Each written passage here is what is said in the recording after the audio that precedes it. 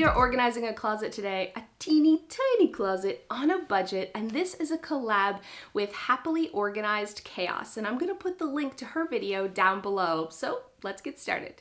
My first tip is totally get rid of the one bar itis. That's what I call it. You know, when you have a closet that has one bar and like an open abyss below, that is like an organizational nightmare. So even though I do everything on a budget, I am going to suggest investing in a closet organizer.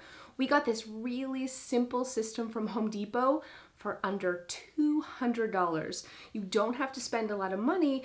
I really recommend though investing a little bit in at least get 2 bars, at least get rid of the one bar itis. Next, I really recommend using dollar store bins inside your closet. You can maximize your storage space, and it's pretty much like creating a dresser right inside your closet.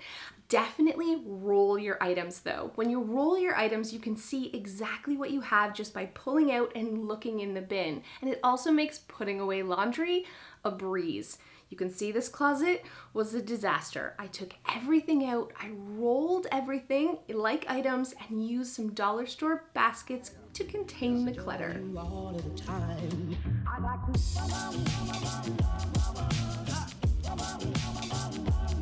I'd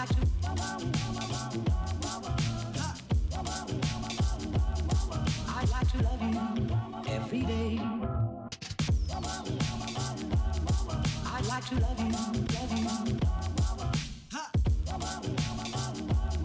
I'd like to love you,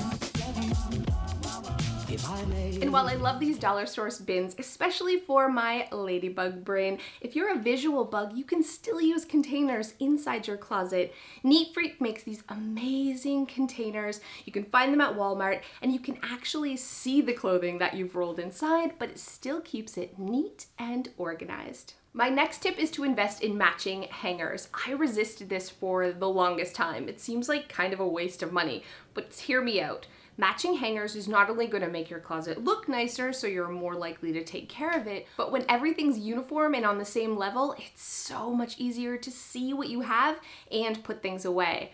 So yeah, I invested in these. They're expensive and beautiful, and they break like crazy pants. These thin hangers are a total waste of money. Instead, I recommend Neat Freak. They make a pack of 30 from Walmart for $8.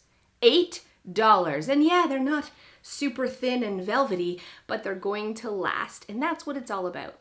My next tip is to invest in a super inexpensive accessory organizer. This one is from IKEA, $5.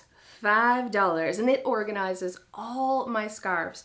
You know, I'm obsessed with scarves, but it's also perfect for men's ties, belts, any type of, even like yoga pants, any type of thing that you want to use to organize. This can do it. And did I mention? It's $5. You need one of these. And last but not least, I recommend having a bin in the bottom of your closet for hand wash. So not only just your hamper, but those things that we probably should dry clean or wash by hand, they get thrown in the laundry hamper, and that is how we ruin the clothes. All you need to do is designate one little basket in the bottom and have it specifically for hand wash, and you're going to save yourself a ton of money. So my little closet is like a clown car. There's so much stuff in there. I counted, I have 67 shirts, 34 sweaters, and my entire husband's wardrobe. Plus we have all the clothes in the middle in these dollar store baskets. It's insane what we can pack in here. I also have a stool at the bottom so I can reach the baskets at the top. And of course we have the hand wash. There's a laundry, but there is so much going on in this teeny tiny closet, which just proves that size doesn't always matter. Thanks so much, and we'll see you next time. Don't forget to click the link below and check out Jen's video from Happily Organized Chaos, and we'll see how she organized a tiny closet. Hey guys, so thanks so much for those of you who have stayed to the end.